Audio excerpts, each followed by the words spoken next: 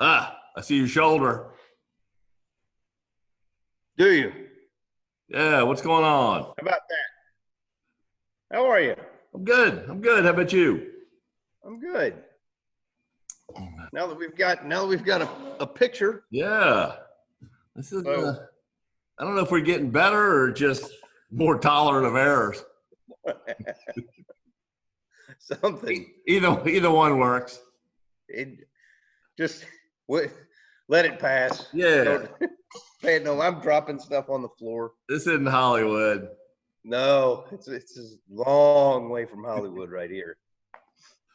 So So, what's going on? well, Bill, I think we're 2 weeks away from completing this big job, Nice. which is great.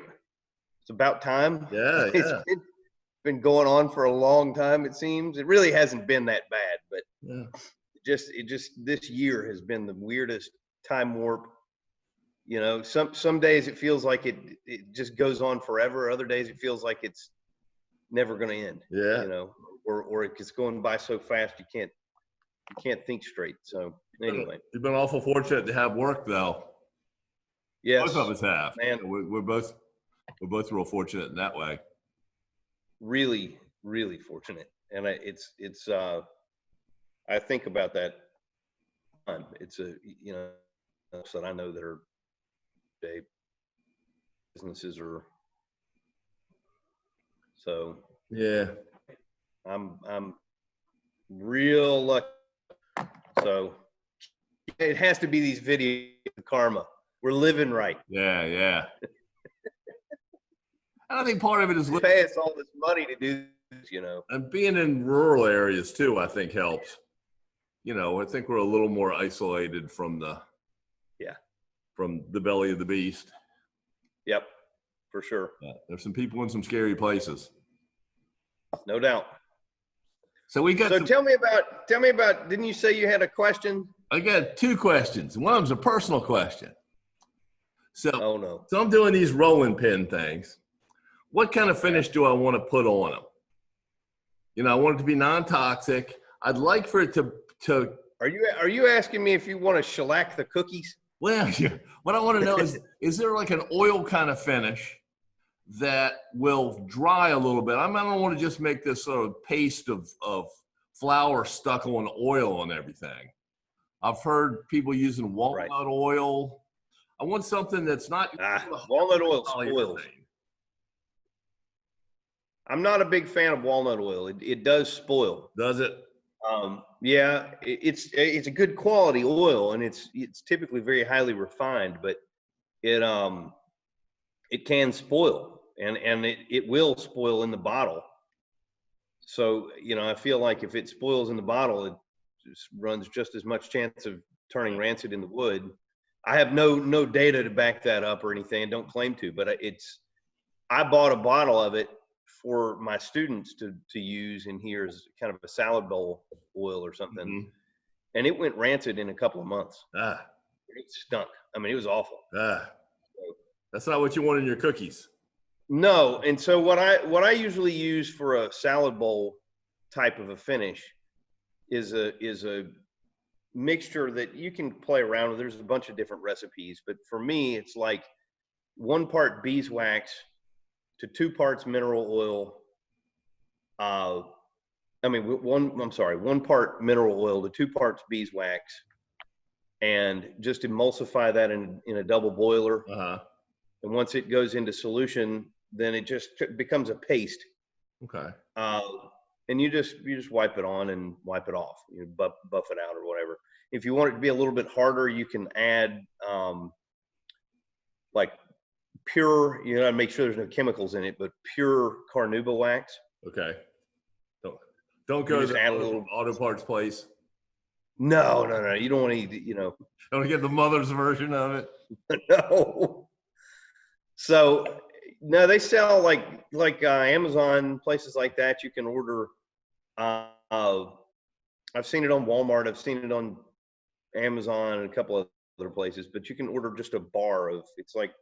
Okay. You see my fingers? Yeah. It's about that big, and it's just it looks like a canning paraffin block. and it's just carnauba wax. Okay. So just melt that in. And I just put a little piece in there. I'm really very unscientific about the measurements. You know, I mean, because it's a soft food grade finish, it's going to wear down anyway. Just, you know, there's all kinds of recipes. You just look them up. But it's a good finish. It's totally food safe. It's easy. But the thing I was going to add is that for rolling pins, I always tell people not to finish them. No. The traditional thinking with rolling pins is never to put finish on them. I know my grandmother would have had a coronary if I put any finish on a rolling pin. Huh. So it's the use, it's the continued use of it that builds up the natural oils from the foods, you know, from like pastry doughs and things like that, that help it have, you know, some sort of, the flour and stuff kind of builds up in the pores and sort of closes them off. Okay. And so anytime she made biscuits and things like that, she would roll them out, and then she would just take a soapy rag and wipe off the rolling pin, and then just pat it dry, and she'd throw it back. She kept it in a little jar. She'd throw it back in the jar. My wife does that. I mean, it's just, you know, they say that you're not supposed to scrub them down, and you're not really supposed to finish them. So what do I know? Live and learn. I just lift heavy stuff. I don't know what to tell you. You just eat the cookies afterwards. I just eat cookies. I just delight when boxes of strange cookies show up in the mail. Yeah, well, it's I'll just leave that up to the chef to decide what her philosophy is on rolling pin finishes. Well, ask her, see what she prefers. You know, when you go through the cookie drive-through at Jeannie's, just say, yeah. I'll take mine without shellac, thank you. No carnauba, please. 2 cookies, hold the carnauba. Yeah. All right, well, I'll check on that. Like I said, I just always assumed that everything that touched anything had to have some kind of finish on it. But right. We'll see. So the second question came through one of our YouTube videos, and that is about spool boards. And this guy was having trouble with his spool board cupping up and kind of moving around with temperature and humidity, and wanted to know if anybody else had that problem and what solutions were. And I've always been a big fan of gluing a spool board down, and you know, stick it down. Then it's you got a good reference. That stuff moves with temperature, moves with heat. It cups. They all turn into potato chips after a while. Yep. If you have vacuum, it's I mean, I've even found just in the change of seasons that mine being glued down moves a little bit, and I need to, you know, I have to surface it occasionally just because of that. It just, you know, the MDF sort of takes on moisture, and it'll just kind of expand and contract a little bit in places, and you'll go to lay down something and you know it's flat. Right. From the last time you used it, you theoretically understand it to be flat, and you lay something down and it sort of wobbles, and you're going, wait a minute now. And it's, you know, I did it just the other day because it's gotten hot really fast. You know, it went from very temperate to hot, just full blown summer. And I had a board that I pulled off the joiner, and out of habit, I always lay, you know, if I've got a 20-inch piece of mahogany or something, when I run it over the joiner, I always just lay it down on the outfeed bed to make sure that it's flat. You know, I try to rock it back and forth. Yeah. And it was just dead flat. I came over here, put it on the CNC machine, and it was doing that. Not this dramatically, but it was, you know, it was definitely not flat. So I cleaned it off, made sure there was no sawdust, thinking maybe there's a little chip underneath it or something. It was the spoil board. So the first thing I would do is to say, surface it. Yeah. I also have always glued them down, and everyone I know glues them down that works with CNC. So I'm a believer in that being the way to do it. Basically, when I glue it down, I just pile every heavy object I can find on the surface. I don't want to run screws down into a brand new spoil board. Right. Even though I'm probably going to do that, you know, in 10 minutes after I get it done anyway. But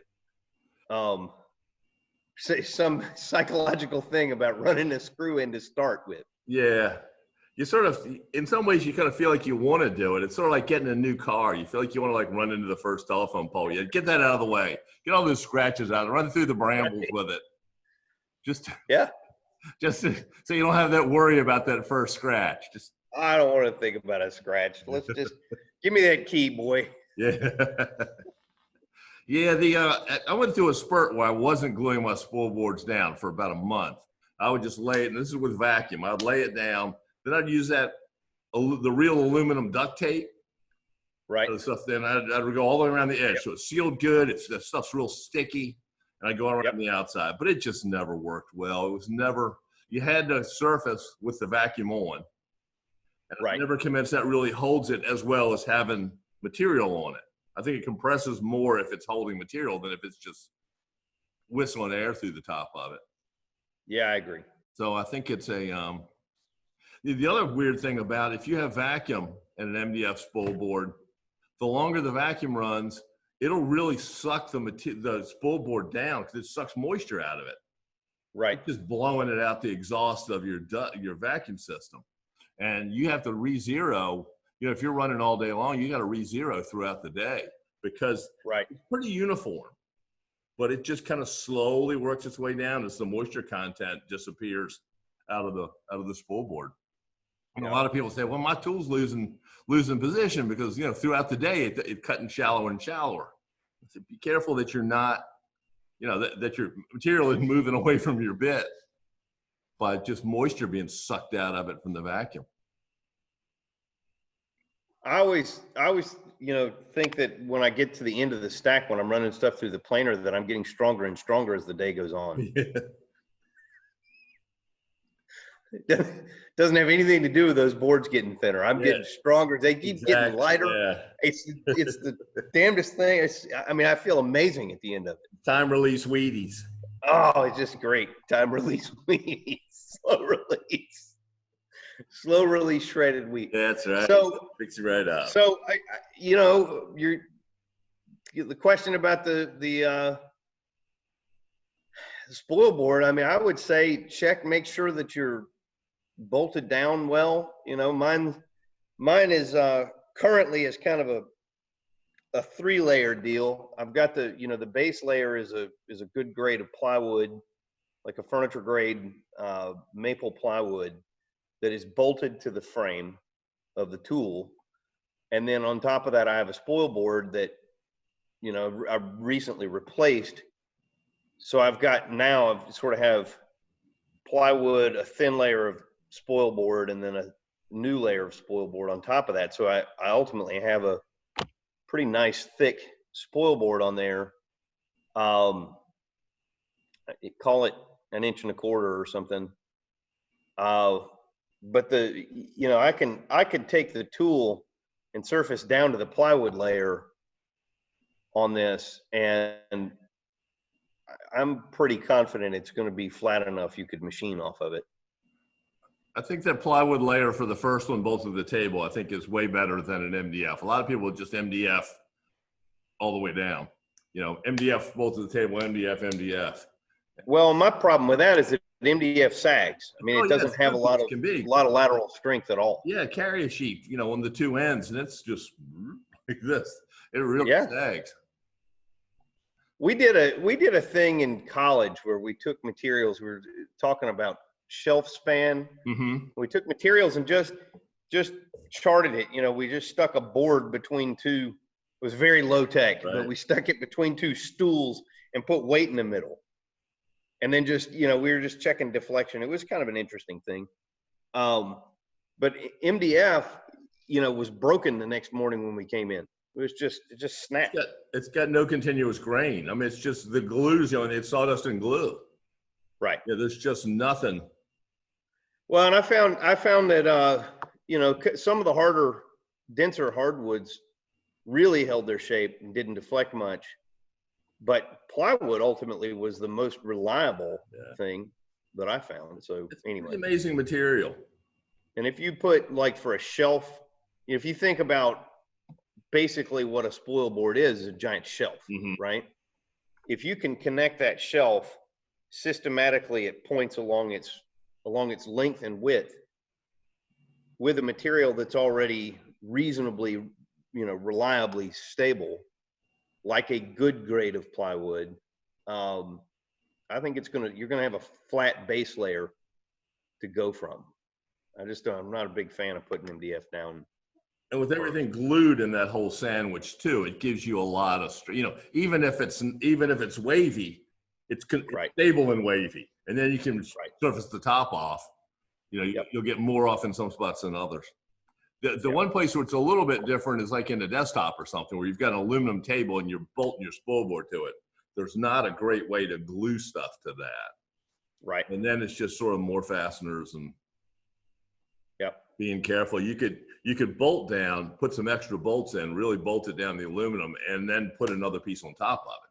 Glue another sacrificial piece on top. But you'll lose a little bit of Z that way too. Right. Cutting capacity. Yeah. So it's always a coin toss. Well, so I think initially we were going to talk about the offset stuff too today, but I think let's save that for its own episode, Bill. Yeah, that's sort of an interesting, all that sort of. I think we should explore that. There's a lot to be gained from it. We had a couple of questions about that, so let's focus on that as another one. I got some hard and fast rules that I ignore most of the time, so I think this will be a good time to discuss them. I was telling a friend of mine has been asking me to learn to play golf with him for a long time, and I'm way far away from a golfer, and I said I don't think you have the time to teach me how to suck at golf. Yes. Yeah. Like, I am way more interested in driving the golf cart than swinging the club. Like, I want to go see if we can get just stuck in this sand trap. I got a buddy that's a really good welder and metal fabricator. And 20 years ago, I said, Billy, why don't you teach me how to weld? I want to learn how to weld. He said, I won't live long enough for you to learn how to weld. Man, I did some welding the other day. I can weld, but I am not great at it. I unabashedly admit that I'm not a good welder.